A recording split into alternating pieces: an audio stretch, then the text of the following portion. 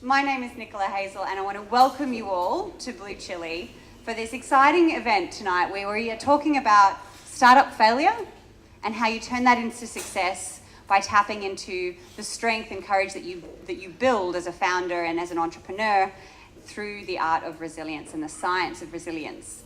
At BlueChilli, we work with non-technical entrepreneurs to build tech companies. We bring together the innovators, the corporates and the investors to tackle big, juicy problems in the world and create scalable, impactful tech companies. And what those entrepreneurs go through is hellish. There's no other way of putting it. I'm the director of the SheStarts program, where we have incredible founders building companies and demonstrating how female leadership can drive incredible results in the startup economy. And one of the things we're seeing as the women go through this process of building these amazing companies is how important it is that they have resilience and the courage to fail.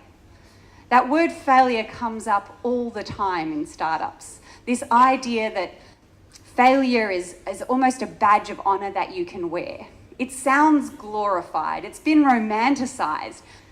So what does it mean if you're trying to build a company and you're being told you'll do well so long as you fail and you learn from every time you fail, and you have to still be putting yourself out there and surviving those hits and those knocks?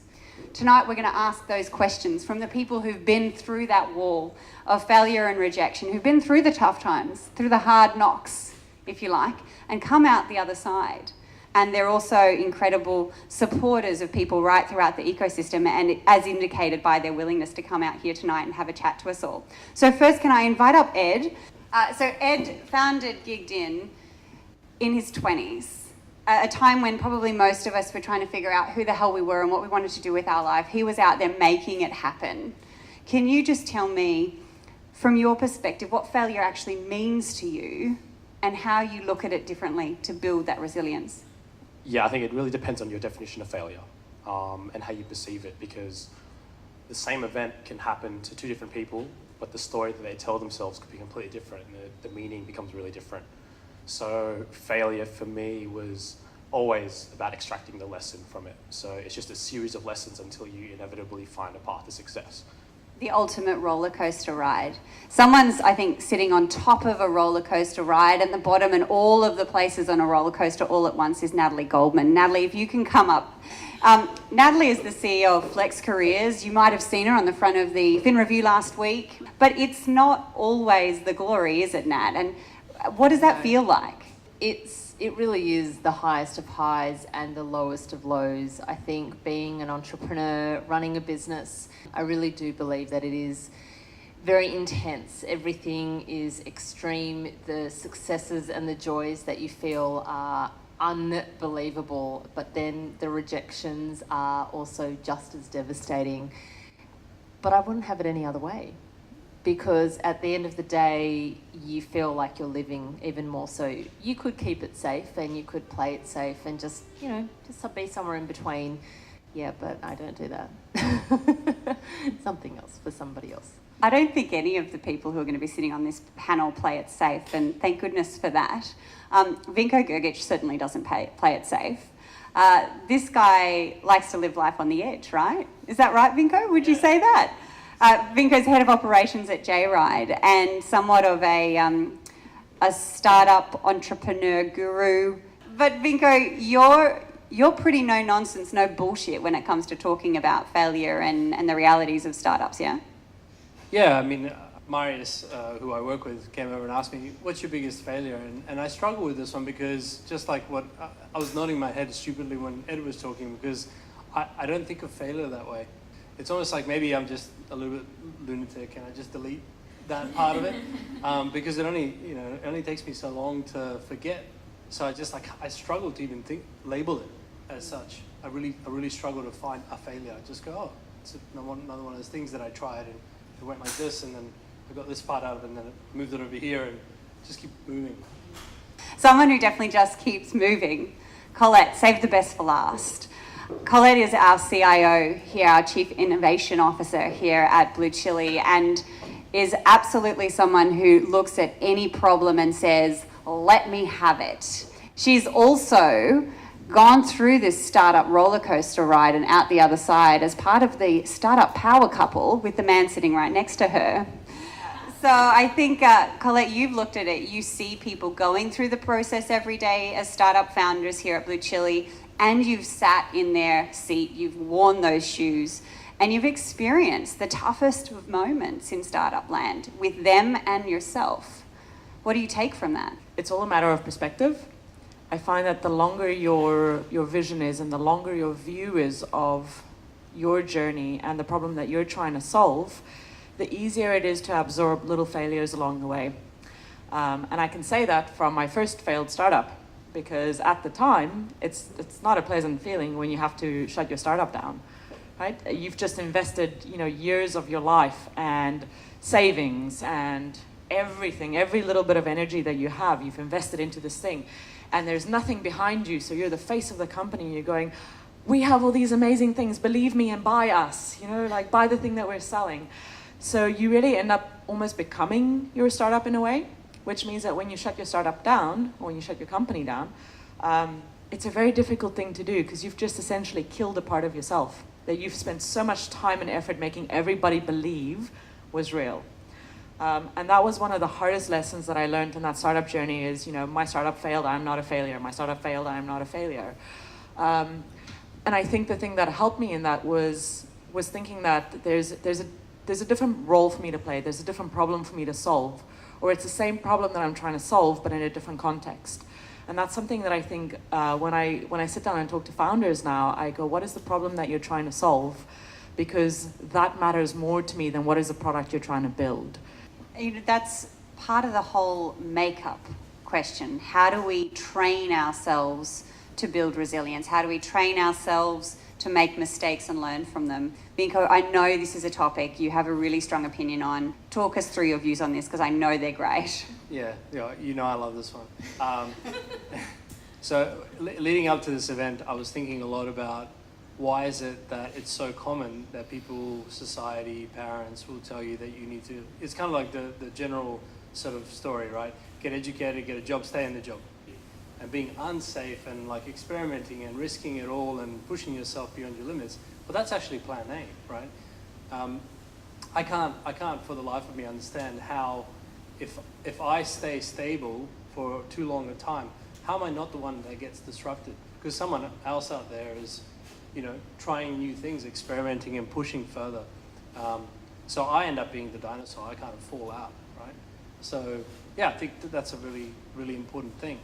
Not having the courage to go out there and fail, not being willing to go out there and do it, being brave enough to go out there and do it.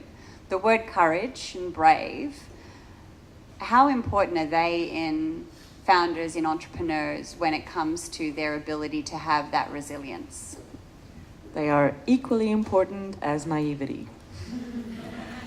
I don't know whether that's something that you can teach. I think that's something that you can demonstrate, though.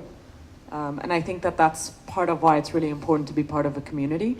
If the 5 people around you aren't willing to go out and try, then it makes it really, really difficult for you to step out and go and try. When I think about that courage thing, I almost think that sometimes it's a little bit overrated. I think the fun and the joy part is underrated in that. And I learned that lesson by prioritizing doing yoga every day. And I had this teacher who kept saying oh, just play around with this thing. Who cares if you fall out? It doesn't matter, you're just trying. And I kept thinking about that in the sense of, do we really think that a baby fails when it takes its first step and it falls down? No, we don't go, oh, you're such a failure. So why is it any different when we're trying new things? Why is it any different when you're going out and talking to a customer and you get the first response, oh no, and you fall on your ass, right? It's a different sense of going out, and it's not just about the outcome. There, like Vinko said, there is the thing that you realize once you've been around the block a little bit, and there's plenty of people who have been around many more blocks than I have, is that there is no end. There is no end goal. It is literally just part of your journey until the day you die. I'd love to explore how important decisions are. How important is it to be able to go as a founder, this decision could be the wrong one, but hell, I'm going to make it anyway. Vinko, go on, I know you want it. You're right in my bullshit meter now. This is my bullshit meter. I hate slow decisions. Slow decisions are terrible. I think that most of the time, if you truly ask yourself and you're faced with a decision, you already know what the decision is, and you spend all this time afterwards, well, you know what the answer is, right? You've already kind of decided, and now you're trying to either justify it to yourself by doing all of the paperwork and all the stuff, or you're trying to like make sure that there isn't something else on the other side that you hadn't considered, but you're still going to choose what you said you're going to choose. So if you sit there and agonize and make slow decisions, all you're doing is just being slow. The reason I totally disagree is I think there are times you do need to make quick decisions, absolutely. But there are certain things that are presented to you and opportunities or things that happen in business and in life where you actually need to sometimes give things time. I think we are very fast paced, and I think that is in some respect there is, some things need to be done quickly, and I agree, there are certain things that you need to just, let's do it. But there are some things that require a little patience. And if you don't have clarity around exactly what you want to do, I actually don't think the right thing is to make a quick decision. I think that, if you're unsure about something and you don't have clarity, don't be forced into a decision. I think it's important that you have clarity around what it is you're deciding, get the information you need. I don't believe in procrastinating, and there is a difference. I don't think that you should sit on something for the sake of sitting on something. You have to be completely honest with yourself. But if you don't know the answer, don't feel forced into making a decision. Investigate, analyze to a point. Once you feel like you're going over it over and over and again, then you're hitting that zone. Colette. Okay. So the decision to shut our first startup down happened in about 7 minutes. And the reason why it happened in 7 minutes is because the 3 months before that, to your point, we were tracking every single metric that mattered. We knew exactly what it was going to take to get to success. We knew what the levers were that we can pull. We knew what the numbers were that we had to see. But understanding what those magic metrics are, like what is really going to make this a success, given what your business model is and what the market is and what the product is, I don't think enough people spend time thinking about that. So Ed, how do you make decisions? When do you make fast ones? When do you take time? And how have you built up your resilience for when you make the wrong decision? I think I hear all those points and I agree with elements of all of them. What I've found is that the majority of the decisions that you need to make are for a path that hasn't been beaten yet. So therefore, the nature of decisions that you need to make are ones which you can't necessarily get clarity on. So I think if you're betting the farm or you're betting the company, like I would really think hard on it. So if it's a really big pivot, then I wouldn't make that in a night. It would be a series of things that you've tried in order for you to be able to try and find that next milestone or hit that next success milestone or the next phase of your business. And if you can't reach that, you've probably banged a couple of doors and you just need to make a decision. And if it's a reversible one, make it really quickly, see what happens, and then if it really falls to shit, then you just go back and just reset and try it again. Colette, you talked about the experience of making a big decision based primarily on data. I'm interested how much instinct played a role in it as well. And now the big decisions that I know you have to make on a daily basis. What are the measures that you look for before you make that call? No, I think there's a lot of decisions that get driven by ego. And I think the best founders that I have worked with are the ones that can make the distinguishment between why they're making a decision, and what's their motivating factors for making that decision. Are they doing it because of what other people think or because it's a good business decision? That's something that I think you might pick up from things like this. And it might make you think when you're in that position that you could be pushing this a little bit harder, that there is a final no somewhere, or that after that final no, there might be a yes. And that's, I think, that little bit of gut instinct. I don't know how you develop that. I think you just go out there and try. It's like everything you practice. You fall out. I've made plenty of wrong decisions on my gut, but in doing that, I've learned from it, and therefore I now have a stronger gut to be here tonight and not have fall into the stomach flu. The question I'm really keen to pose to you is, Vinko, you're responsible for taking Jayride from a 3-person company to more than 40, building the team, building the talent. helping that staff group become the resilient company that it is. So can you develop those skills in people? And then Nat, from your immense background in this space around learning and development, what are some of the things that we could look to in terms of how we develop entrepreneurs and generations to have this skill set? Yeah, absolutely. I'm glad in the last little while we kind of got to the self in decision making, and I think that's the point where we actually all agree.